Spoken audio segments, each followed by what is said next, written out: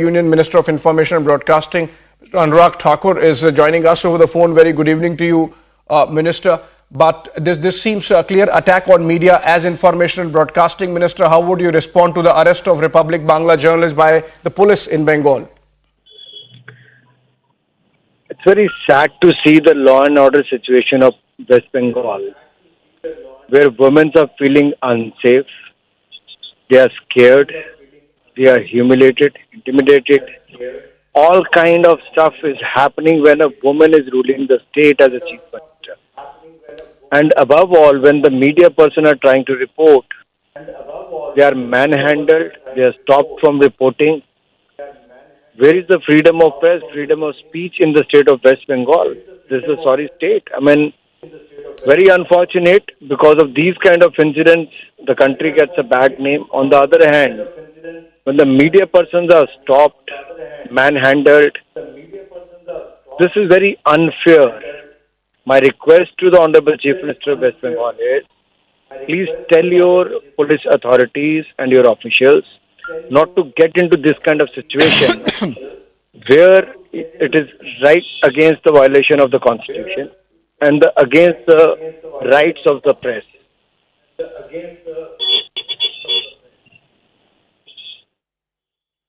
Right, sir, just one more question before I let you go. The manner in which this arrest has been carried out, the kind of manhandling of our reporter that has been done, and it's possible that the Bengal police might have done this with other journalists also. This is a clear case of intimidation of media and through media of the victims and witnesses also. As Minister of Information and Broadcasting with the mandate to take care of media freedom, freedom of expression, sir, you think that Bengal government at this time... Hindi don't cut. मैं अलग से आऊंगा हिंदी पे. Hello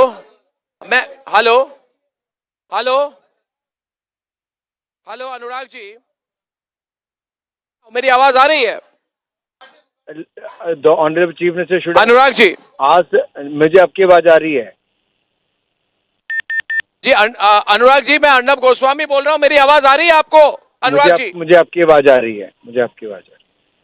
जी अनुराग जी, मैं ये कह रहा हूं कि इधर संदेशखाली में 2 हफ्तों से हमने इसकी रिपोर्टिंग की है और हमारी रिपोर्टिंग के कारण ही जो वहां पे अवेकनिंग हुई, हमारे रिपब्लिक बांग्ला के रिपोर्टिंग के कारण हुई है.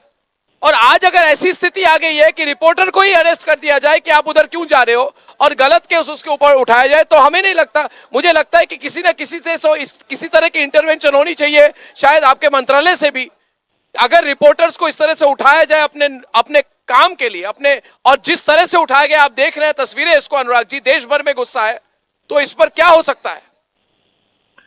देखिए, जिस राज्य की मुख्यमंत्री महिला हो और महिलाओं के ऊपर अत्याचार के नए रिकॉर्ड बन रहे हो, महिलाएं अपने आप को असुरक्षित महसूस करती हो, उनके साथ हर तरह का दुर्व्यवहार किया जा रहा हो, और वहां पर उसको रिपोर्ट करने के लिए दंडित किया जाए रिपब्लिक बांग्ला के पत्रकार को या अन्य पत्रकारों को, तो इससे बड़ा दुर्भाग्य क्या होगा कि जहां मुख्यमंत्री को निर्देश देने चाहिए थे अपने अधिकारियों को उन लोगों, गुंडों और टीएमसी के कार्यकर्ताओं के खिलाफ कार्रवाई करने के लिए, उसकी बजाय अगर रिपोर्टर्स के ऊपर और रिपब्लिक बांग्ला के रिपोर्टर के ऊपर कार्रवाई की जाती है, उसको रिपोर्ट नहीं करने दिया जाता है, तो लोकतंत्र की हत्या के साथ फ्रीडम ऑफ प्रेस, अभिव्यक्ति की आजादी, उसको भी जिस तरह से दबाने का प्रयास किया गया, कुचलने का प्रयास किया गया, ये दुर्भाग्यपूर्ण है.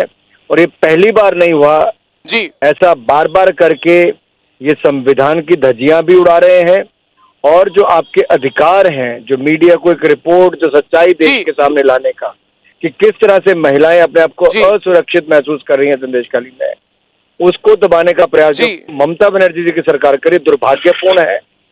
और मैं कहना चाहता हूं देश के सूचना प्रसारण मंत्री के नाते भी राज्य के मुख्यमंत्री जी को इस तरह के कदम ना उठाएं. कानून व्यवस्था पहले ही पूरी तरह से बेड़ागर्क उस राज्य में आपने कर दी है. भ्रष्टाचारियों को और इस तरह के महिलाओं के खिलाफ अत्याचार करने वालों को अगर आपके वहां पर संरक्षण मिलता है और मीडिया के ऊपर प्रहार होता है और महिलाएं अपने आप को असुरक्षित महसूस करती हैं, तो इससे बड़ा दुर्भाग्य क्या होगा जब एक महिला मुख्यमंत्री वहां की है और वहां मीडिया से लेकर महिलाएं असुरक्षित हैं. मैं अनुराग जी आपसे दरख्वास्त करूंगा आपसे रिक्वेस्ट करूंगा कि रिपब्लिक मीडिया नेटवर्क जो एक इंडिपेंडेंट मीडिया नेटवर्क है, हमारी ओर से हम एक आपको एक रिक्वेस्ट करेंगे कि किसी तरह से ministry of information and broadcasting इस मामले पे इंटरवीन करे, ताकि ऐसी जो टिरनी बनी हुई है वहां पे, अराजकता बनी हुई है, एटलीस्ट रिपोर्टर्स को अपना काम करने का अधिकार हो। तो मैं आपको रिक्वेस्ट करूंगा कि कोई किसी तरह से अगर आप इंटरवीन कर सके। निश्चित तौर पर ये जो मैं कहना चाहता हूं ऑन रिकॉर्ड कि जब कोविड का समय था तब भी देश के पत्रकारों ने लोगों तक सच्चाई पहुंचाई, जानकारी दी, जागरूकता पैदा की, उस समय भी अपनी जिम्मेदारी से नहीं भागे। और संदेश खाली से लेके अगर इस तरह की दुर्भाग्यपूर्ण खबरें आती हैं जहां महिलाओं के ऊपर बलात्कार, अत्याचार, उनका शोषण तक की खबरें आती हैं, उनका दिखाना, सत्य देश के सामने लाना आपका अधिकार है। सच को दबाने का काम अगर कोई सरकार करती तो उचित नहीं है, इसलिए हमें जो भी संज्ञान लेना पड़ेगा हम लेंगे। और मैं ये भी कहना चाहूंगा अनुराग जी आपके माध्यम से कि जो माफिया डॉन है शाहजहान, उन पे तो खुली छूट है, उन पर आज तक कोई एफआईआर तक नहीं हुआ है, ना बलात्कार का एफआईआर हुआ है, ना माफिया का एफआईआर हुआ है, कुछ एफआईआर नहीं हुआ है, मगर रिपोर्टर पर एफआईआर भी हो गई और अरेस्ट भी हो गई बिना नोटिस दिए गए। ये बिल्कुल असंवैधानिक है। आज किसी मर्डरर को भी नोटिस दी जाती है, किसी को नोटिस, कोई बिना नोटिस के उठा के अरेस्ट इस तरह से करना, ये तो बिल्कुल ही असंवैधानिक है। देखिए, मैं मीडिया, सोशल मीडिया में सुबह से देख रहा हूँ 2 दिन से, लोग इसको ममता सरकार नहीं मुगल सरकार कहते हैं, मुगल सल्तनत कहते हैं। इस तरह से बहुत सारी खबरें चल रही हैं। ये छवि जो बन गई है आखिर किस और दिशा है कि आप क्या इशारा होता है कि क्या हो रहा है, किनको संरक्षण मिल रहा है? क्या शेख शाहजहां जैसे लोगों को जो सारी हदें पार कर गए, क्या बंगाल की पुलिस इतनी कमजोर है, इतनी निकम्मी हो गई है, या उनको कामकाज करने से रोका जा रहा है? बड़ा प्रश्न ये खड़ा होता है कि अब बंगाल पुलिस ने हाथ खड़े कर दिए हैं या इन गुंडा तत्वों के ऊपर किसी और का हाथ है? ये देश के सामने आ जाया है कि बंगाल पुलिस के हाथ खड़े हो गए हैं या किसी का हाथ इन उग्र तत्वों के, गुंडा तत्वों के सिर पर है। जी अनुराग जी, बहुत बहुत धन्यवाद। मैं चिट्ठी तुरंत आपको भेज रहा हूं। बहुत ही संगीन मामला है, बहुत ही सीरियस मामला है, इस पर जरूर कुछ की जाए। और जितने जनता है, जितनी पब्लिक है, रिपब्लिक मीडिया नेटवर्क को देख रहे हैं, वो बहुत अच्छी तरह से जानते हैं हम लड़ने वाले चैनल है, हम कभी डरते नहीं है। और जिस तरह इस तरह की घटना होती है तो हम बिल्कुल न्यायिक प्रक्रिया पर विश्वास रखते हैं। अनुराग जी बहुत बहुत धन्यवाद।